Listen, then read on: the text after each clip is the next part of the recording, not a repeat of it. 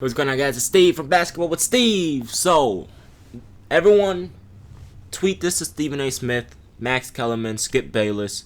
I would love to hear them respond to this video because their arguments, to me, do not make sense. Now, there are some sensible arguments to why Jordan could be the best player of all time, which I disagree with.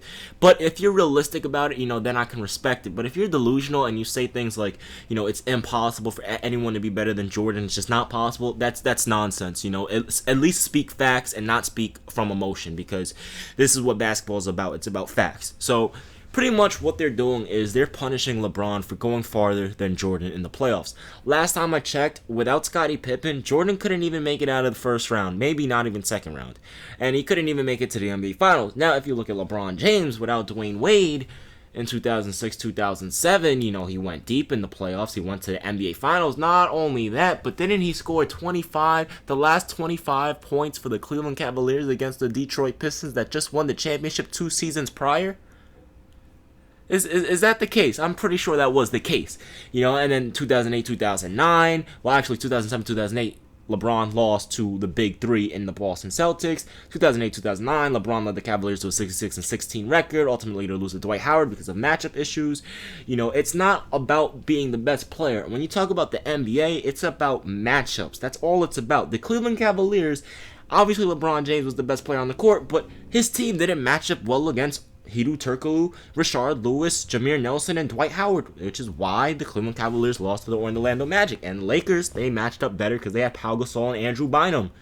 And that's why they smacked the Orlando Magic. And then 2009, 2010, 61-21, and they lost to the Boston Celtics yet again because of matchup issues. Now, let's continue to move on. You also don't factor in that Jordan didn't have much competition other than the Utah Jazz. By the time Jordan was winning his championships, Larry Bird had retired, the bad boy Pistons were irrelevant, and Magic Johnson was out of his prime and pretty much done. LeBron impacts the game on more levels. LeBron is a better passer, playmaker, better shooter, better defender. And if you're gonna say, oh well, Jordan has a Defensive Player of the Year award, where's LeBron's? Okay, well, didn't LeBron deserve it in 2013, but Marc Gasol got it? You see, there's a difference between winning awards and actually being better. LeBron James is better because he was more versatile. He can guard more positions than Michael Jordan could, which makes him a better defender because he's more versatile at defense, which makes you better. Stephen A. Smith, you give an excuse for why Jordan couldn't get out of the first round without Pippen. You say he had to go up against the Showtime Lakers, the bad boy Pistons, but yet you fail to realize he only had to face the bad boy Pistons and he couldn't even get past them. Last time I checked, LeBron, once again, took the 06-07 Cavs to the finals, ultimately to get swept by the San Antonio Spurs, which, by the way, is one of the greatest teams in NBA history in terms of dominating over a long period of time. I mean, winning numerous championships in 3 different decades, that just speaks volumes right there. So, there you go. Then you say LeBron has 4 finals losses, and again, you are blaming him for going farther than Jordan could with no help. Okay. If you put Michael Jordan on the 2006-2007 Cleveland Cavaliers, would they go to the NBA Finals? Hell no. And I know you're probably sitting there like, oh, yeah, they would. Okay, so if they would, how come he couldn't take the Chicago Bulls to the finals with no All-Stars, So there you go. What about 2014? Was that his fault? Was it his fault that Dwyane Wade and Chris Bosh didn't show up? Was that his fault? The 2 superstars, which they were superstars, by the way, they're all-time greats, but is it his fault they didn't show up and they underperformed? I think Bosh averaged like 12 points per game and D. Wade like 15. I mean, come on, where's the help, when Scottie was averaging 25 plus? Give LeBron a teammate like that and he'd never lose either.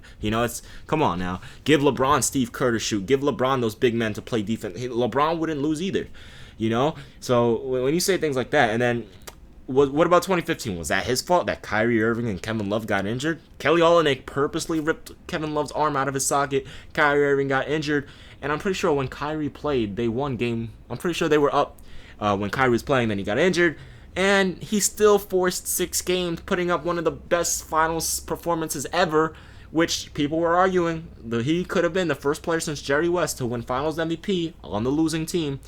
But yet again, you guys somehow, some way, found a way to, just disrupt that and say, oh, well, look how poorly he shot. Of course he's going to shoot poorly. It comes down to a basic understanding of basketball. It's the same scenario with Carmelo Anthony last season. When you don't have any good players around you and you are a dominant scorer, you are going to get double teamed. The zone defense is going to be adjusted to trap you. There's going to be help defense, so you're obviously going to be shooting tougher shots, which means a lower percentage and less points per game, which is why Carmelo Anthony shot less from the field last season and his assists were in a career high. It's a basic understanding of basketball that sometimes I think you guys just don't have. So let's continue to move on. Then you talk about Jordan playing in a more competitive era. This is not true. Jordan played in an expansion era, which by the way was also a big man era. So he had less competition at his position besides the great Clyde Drexler, who only had 5 great seasons in the NBA. Now, look at LeBron's era. He had to go up against Kobe, Carmelo, Tracy McGrady, Paul Pierce, Vince Carter, Dwyane Wade. Those are just some of the dominant players at his position. Obviously, Kobe and T-Mac and Vince Carter and Dwyane Wade are 2 guards, but they still guarded each other. Now, he didn't only have to go up against stars at his position because in LeBron's era, every single position had superstars. It wasn't like the 80s. It wasn't like the 90s. Excuse me, not the 80s. It wasn't like the 90s when it was mostly just the big men. It was every position. You had point guards. You had Steve Nash. You had Jason Kidd. You had Chris Paul. You had Darren Williams. You had Tony Parker. And I can go on and on. You had big men. You had Shaq. You had Tim Duncan. You had Chris Bosh. You had Yao Ming, Amari Stoudemire, Dwight Howard. And again, I can go on and on, but I don't want to make too long of a video. So LeBron clearly had more competition. He played in an era with greater teams, the Boston Celtics, San Antonio Spurs, Los Angeles Lakers. He played in an era with better teams, better players, better defense, harder to play defense because now you can't use your hands to stay on someone. If you knew and if you understood basketball, and this is why I question sometimes, this is not just towards Stephen A. Smith, this is towards anyone that uses this excuse. If you understand basketball, you would know that when you get beat on defense, the only way to recover is by putting your body on him, hence hand checking, grabbing. That was allowed back then. But now you cannot touch the player when you're on the perimeter. It's just footwork. You have to slide your feet. So it's harder to play defense now. And no, that does not mean it's easier to score because now, again, you have zone defense, which literally in the 90s, they would force you to play man-to-man defense. They would not allow you to play zone defense. They would not allow help. They just simply wouldn't allow. The referees would literally stop the games and actually give technical fouls and call illegal defense, which says a lot, man. That says a lot. Okay? So let's continue. Then you bring up the notion that, once again, it was harder to score back then. Okay, so I explained that, but you also have to understand, Jordan pretty much was playing one-on-one against weak competition because, again, you fail to realize Jordan didn't have much competition at his position, which I'm not faulting him for because, yet again, I said this before, he was 10 to 15 years ahead of his time, but the truth is the truth. Jordan didn't have much competition. He played against weak competition at his position, which means plus the fact that they had to play man-to-man, which means he was playing one-on-one out there. So that explains why he was putting up 28 shots per game one season, 25 shots per game. That explains that. And then you want to bring up the fact that, he's a better scorer than LeBron. No, he wasn't. No, he wasn't a better scorer than LeBron. LeBron was a better shooter, better at driving to the basket. The one thing Jordan does have over LeBron in terms of scoring is his post game. I've said this numerous times. LeBron needs to develop a post game similar to Carmelo's and Kobe's, because obviously those two structured their post game after Michael Jordan with the turnaround jump shots and things like that. But if LeBron could develop that, he would be even better at scoring. But the crazy thing about LeBron is LeBron, he can score, he can pass, he's just so unique, and he's a combination of Larry Bird, Magic Johnson, and Jordan all wrapped into one. And then you bring up the fact yet again that Jordan's a better scorer. Now here's why he isn't. Michael Jordan had to put up 28 shots per game for 37 points per game, right? That was that one season. Or if you want to talk about Jordan, just dominating in general, in terms of scoring, let's just be a little bit more general and not be so specific in terms of scoring. So if you gave LeBron James the amount of shots that Michael Jordan had, LeBron would average around 33 points per game. It's easy to set up. Just set up a proportion. Jordan shots, Jordan's points. LeBron shots, LeBron's points. So you just adjust LeBron shots, and boom, 33, 34 points per game. It's an easy Easy proportion to set up. So in terms of that, LeBron James, in my opinion, is a better scorer. And I just gave some facts. But at the end of the day, man, you know what? Let me just keep going because whatever. So then you say LeBron played in a weak Eastern Conference. But then you yet to realize that that Jordan played in an expansion era. He played in an era where new teams were coming into the league. There were seasons where teams with 25 wins were making it into the Eastern Conference playoffs. I mean, come on. So if Jordan is so good, how come he couldn't take the Chicago Bulls to the finals without Pippen? I mean, if Jordan is better than LeBron, and if Jordan is the greatest player of all time, and LeBron took his team not only to the finals, but in 08-09 to 66 wins, and in 09-10 to 61 wins, and then you have other players like Dirk Nowitzki who beat 3 NBA all-time greats with no other All-Star. You have Hakeem Olajuwon with no other All-Star win a championship.